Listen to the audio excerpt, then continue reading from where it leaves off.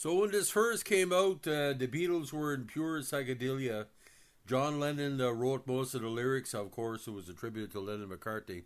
But Across the Universe was sort of like late in the rock hippie movement, and at nearly 4 minutes, it was a pretty strange song to begin with. Now, the original version came out on "No One's Going to Change Our World," which was released on the 12th of December '69. The song itself was recorded a year before and into early October '69. Label was Regal Starline with producer George Martin. The song first appeared on the 1969 charity compilation album "No One's Going to Change Our World," and later in a different form on their '70 album "Let It Be," the group's final release studio album. The original version featured on two different albums, both titled Rarities, '78 British release and a 1980 US release. It was also included in their '88 album Past Masters Volume 2. The song has been covered by many artists, including David Bowie on the '75 album Young Americans, which featured contributions from Lennon. Now, one night in '67, the phrase "words are flowing out like endless rain into a paper cup" came to Lennon after listening to the voice of his then wife, Cynthia. "I was lying next to my first wife in bed, and I was irritated. I was thinking she must have been going on and on about something, and she'd gone to sleep, and I kept hearing these words over and over, flowing like an endless stream. I went downstairs and it turned to some sort of cosmic song, rather than an irritated song, rather than why you were always mouthing off at me. The words were purely inspirational and were given to me as boom. I don't know it, it came through like that." Now, the flavor of the song was heavily influenced by Lennon the Beatles' interest in transcendental meditation in late '67, early '68, when the song was composed. Based on this, he added the mantra Ya Guru Devam to the piece, which became the link to the chorus. The Sanskrit phrase is a tribute to Maharishi Yogi's spiritual teacher, all glory to Guru Dev. The song's lyrical structure is straightforward, three repetitions of a unit consisting of verse, the line Yad Guru Devam, and the line Nothing Going to Change My World sung 4 times. The lyrics are highly image-based, with an abstract concept rife with phrases like thoughts meandering, words slithering, and undying love shining. The title phrase "Across the Universe" appears at intervals to finish lines, although it never cadences, always appearing as a rising figure, melodically unresolved. It finishes on a leading note to the Western musical ear. The next musical note would be the tonic, and it would therefore sound complete.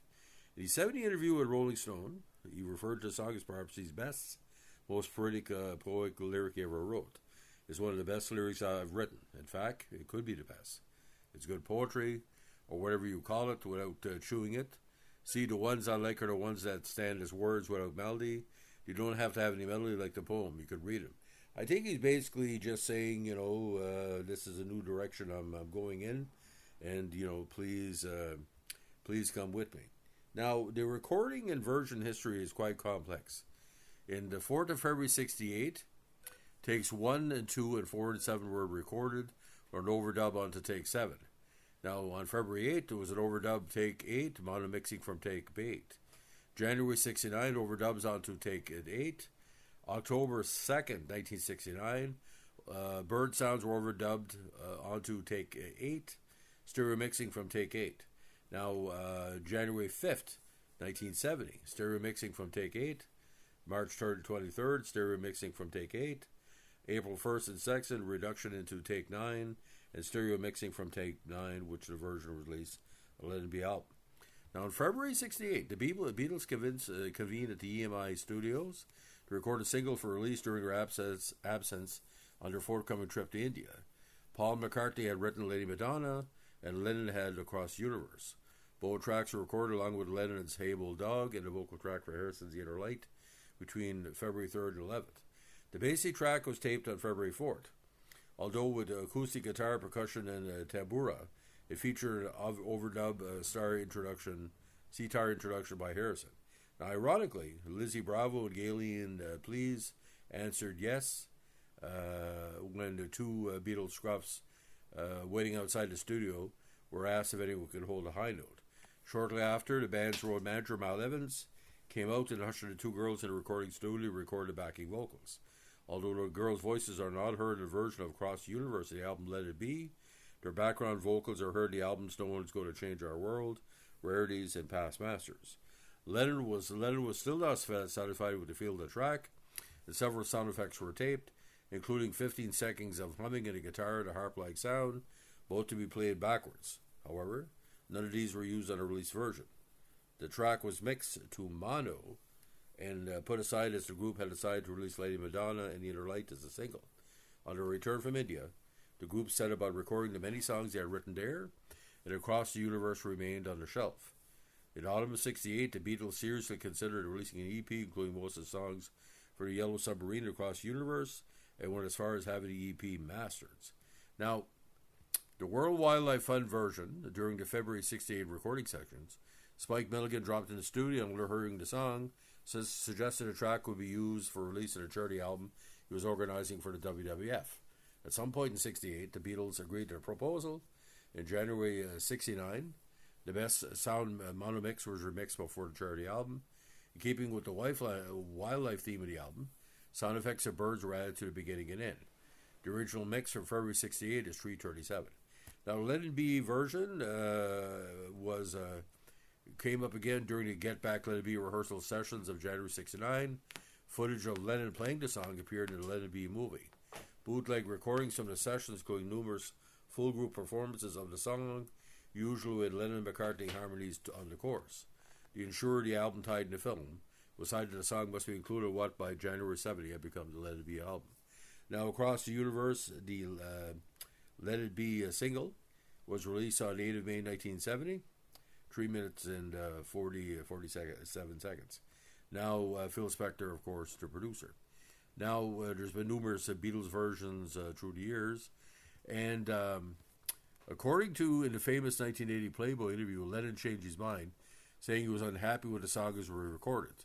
He says that the Beatles didn't make a good record of it, and he says that the Let It Be version, that the guitars are on a tune and I'm singing on a tune, and nobody's supporting me or helping me with it, and the song was never done properly.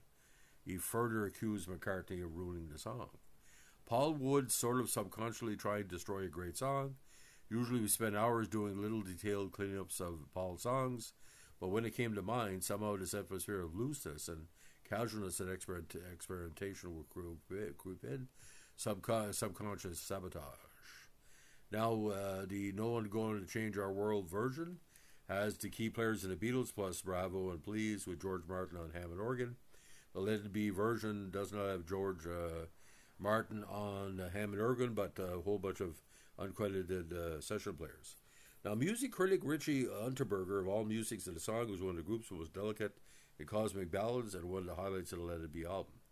It also went to space in a NASA transmission in 2008 when it transmitted the interstellar message across the universe in the direction of the star Polaris, 43 light years from Earth. Now, the event marked the first time a song ever been intentionally transmitted in deep space, and it was approved by McCartney, Lennon's widow Yoko Ono, and of course Apple Corps. Now, the 2010 release of Across the Universe ties in with this, went silver in the United Kingdom with 200,000 copies sold. Now, there's a David Bowie version that was released on March 7th, 1975, with John Lennon on acoustic guitar and with David Bowie as co-producer. Other versions, Fiona Apple, Rufus Wainwright, Alicia Keys, Alison Krauss, Billy Joe Armstrong, Bono, Brian Wilson, Norah Jones, Steve Tyler, Stevie Wonder, Tim McGraw, and Velvet Revolver performed a cover at the 47 Grammys in 2005. Now, BDI released a cover in 2011, and in 2019, Norwegian singer Aurora did a version for an Australia radio station. In 2023, the version was voted by the public as one of the 100 best Leica versions of all time. So, ladies and gentlemen, Across the Universe, again, for me, it's an acquired taste because, I mean, it's not timeless. It's of its time, but it's not aged well because it sounds like it should be sung by George Harrison. It's like John Lennon is doing a bad George Harrison impersonation, especially with the mantra. So, ladies and gentlemen, if you like what you're doing here with our Beatles essays, part of the Apple universe, as we say, let us know what I like, comment, subscribe, or share. Bye.